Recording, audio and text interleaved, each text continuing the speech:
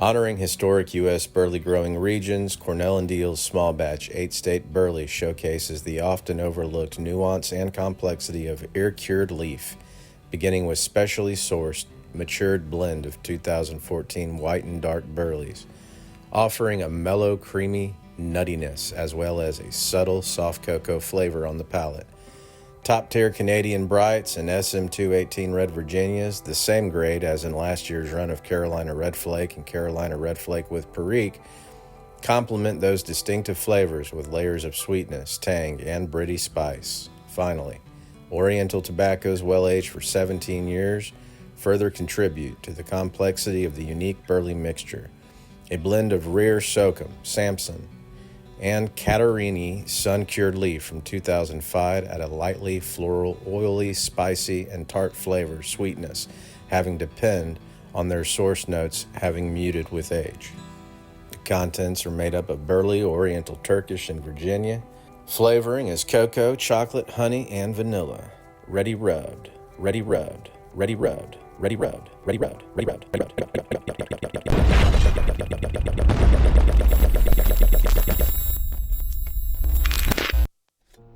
Hello, Rinky Dink.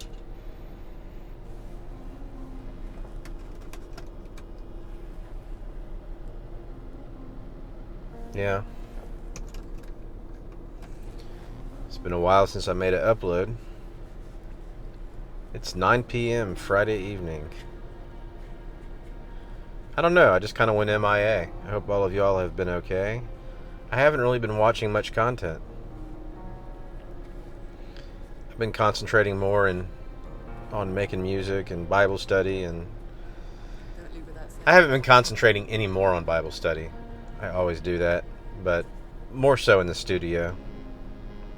Whatever, I call it the studio. Really trying to make a concerted effort to tap into the full potential, I can't talk today, of my Eurorack modular system. I've learned a lot. A lot of stuff I make I don't share.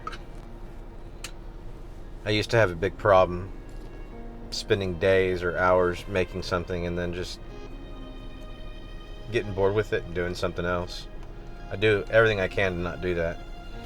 I was making one thing, but it sounded so much like my last thing, I didn't make it. I stopped. I was like, oh, let me just move on.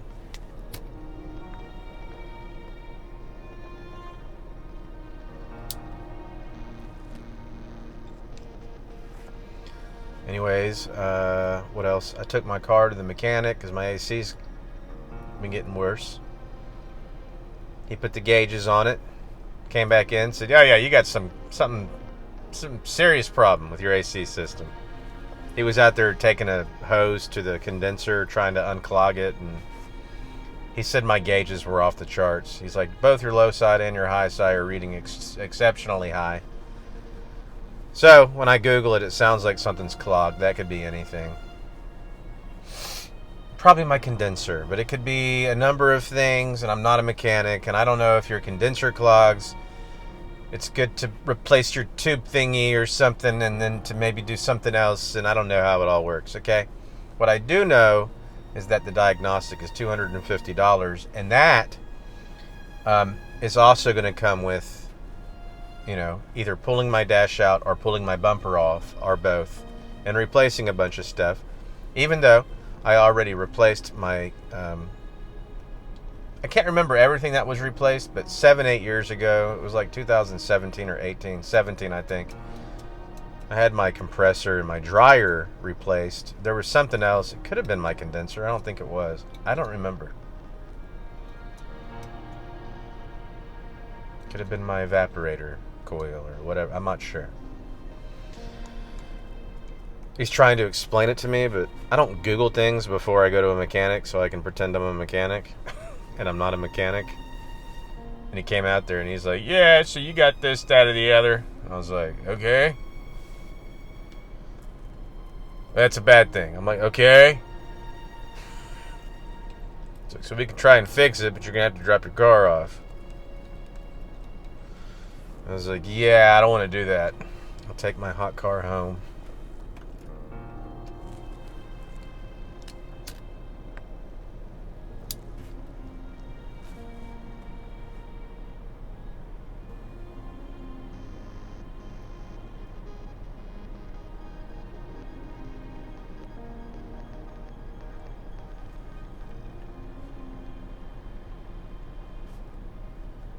Anyways, Potter Piper sent me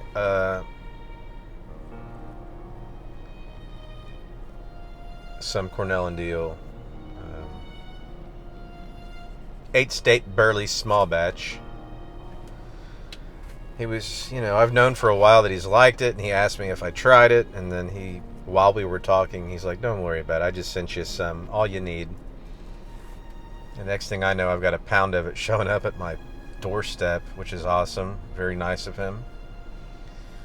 And, as far as my reviews go, I'm going to be honest. I just figured if I didn't like it, I'd send it back to him. You know what I mean? I'd keep a 10 of it and send the rest back to him. It took a better part of a week and a half before I got around to popping a 10. And when I first smoked it, I liked it. As I was smoking it, you gotta be careful because sometimes your smoke can do weird things in the beginning. Typically, a smoke will get better, not worse. For me, I notice when you first strike up a bowl, if you've never had it, sometimes it can be kind of weird, and it usually gets better if it changes at all. But so I was happy during the course of that first bowl. When I was finished with it, I was like, well, I like it. But I proceeded to smoke it for 10 more days after that, and it just grew on me and grew on me and grew on me. Now, a lot of people don't like what they suspect is the same topping, some kind of a topping that they put on Cornell Diehl's Sun Beer, apparently is on this too. I've never had Sun Beer. And from tobacco reviews, apparently there's like its contents are made up of Turkish Oriental, Burley, and Virginia, not Cavendish. And they do they add a honey and a cocoa and a vanilla flavoring, maybe a chocolate, I can't remember. But as with all my video reviews, I'll have that description at the intro of this video, so it doesn't matter, I don't need to repeat myself. The point is, I think the Sun Beer topping must be what I'm getting off the tin note. And to me, I used to chew Redman and Levi Garrett and Beech Nut. I was a big Levi Garrett chewer. I liked the Beech Nut. It was just harder to find sometimes. Beech Nut's more sweet.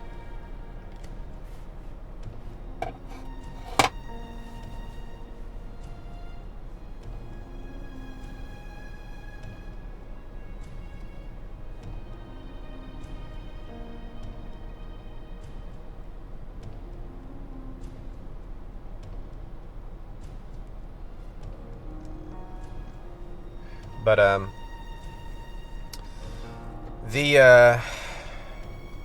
the tin note smells an awful lot to me like Redman or Levi Garrett, and I could see how that would put people off. It just doesn't put me off, and it doesn't translate over to my palate.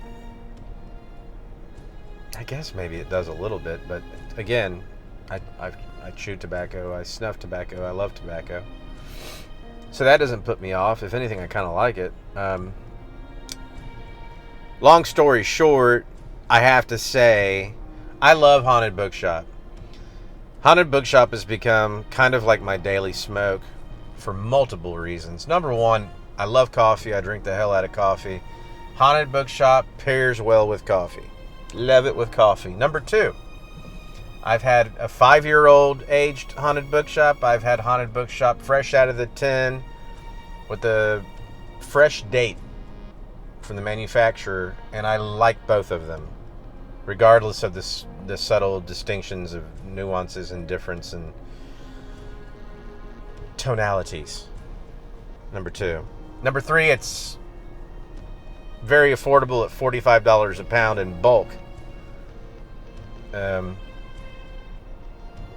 And so, for those reasons combined, I never feel bad about smoking Haunted Bookshop.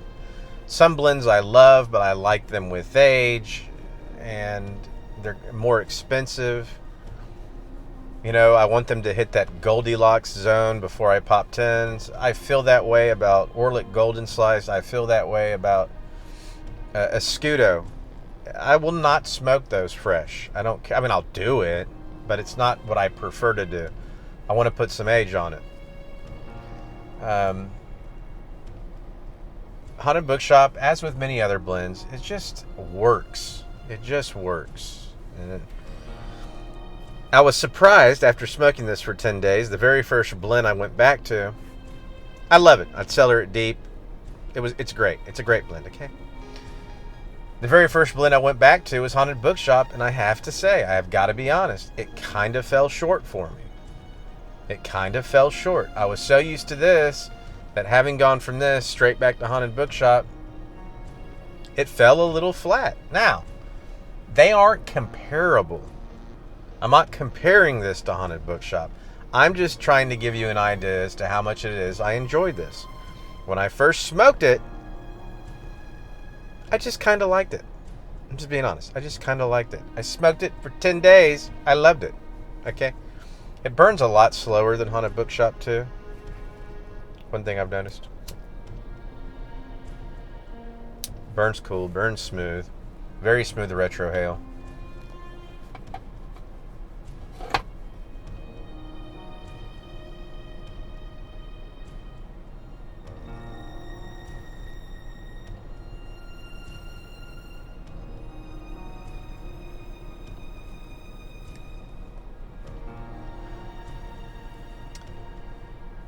It's a Burley room note, but I smoke in my car with the AC on and the windows up. I don't even crack my windows, and when I get back from, I'll do that in the morning, and then at lunch I can smell the lingering room note in my car. It's got a great room note. It's a Burley room note. I mean, it's not like you compare it to Colt Blood Red Moon or something, but just as far as a natural tobacco is concerned, it's a great room note. It's good.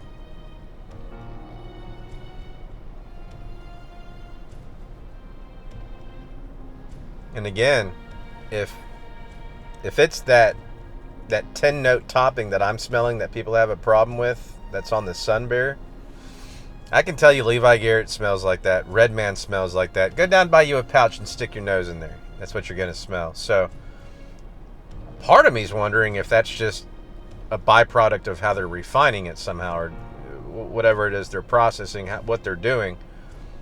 If I'm smelling it on two separate tobaccos that are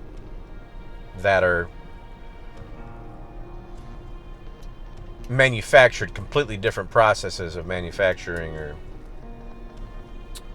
getting the end product, whatever I'm trying to say, because one's chew and one you smoke, but it could just be an organic byproduct of the tobacco itself and the way it finishes.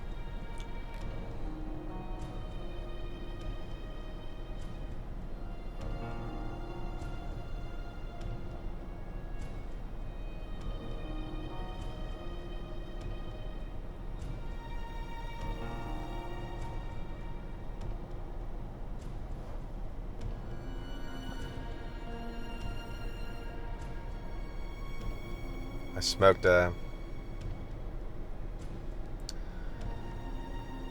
some LJ Peretti London Flake. I hadn't smoked that in a while, and I smoked that for like 3 days in a row, maybe 4. And that stuff's real hit and miss. Like, it has these amazing nuances, this aftertaste that comes and goes, and it does this. It's very lovely when it's doing it. Now, I don't think it's the tobacco. I think it's my palate, depending on what time of the day and everything else that's going on. Sometimes it's kind of plain Jane, and other times it's just amazing. But it's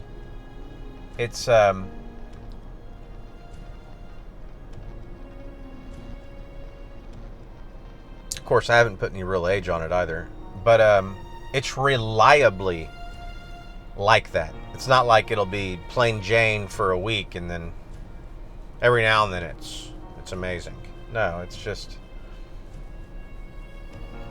certain aspects of the entire smoke will have these subtleties that come and go.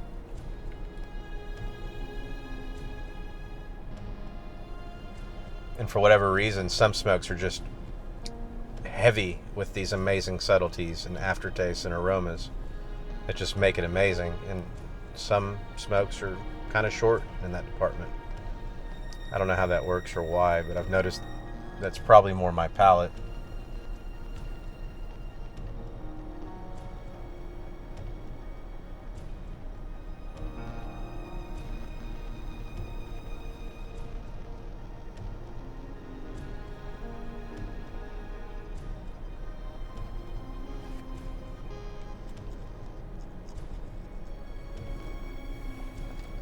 What else was I going to jabber about? I guess that's it. I slept like crap last night.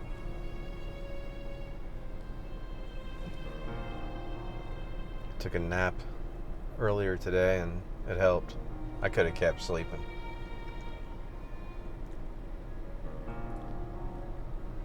Anyways, I wanted to get this one on the list. She's a keeper.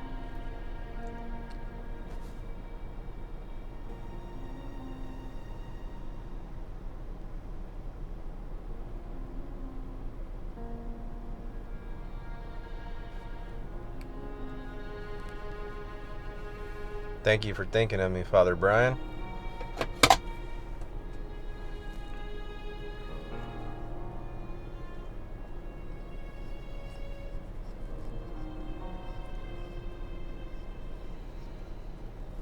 And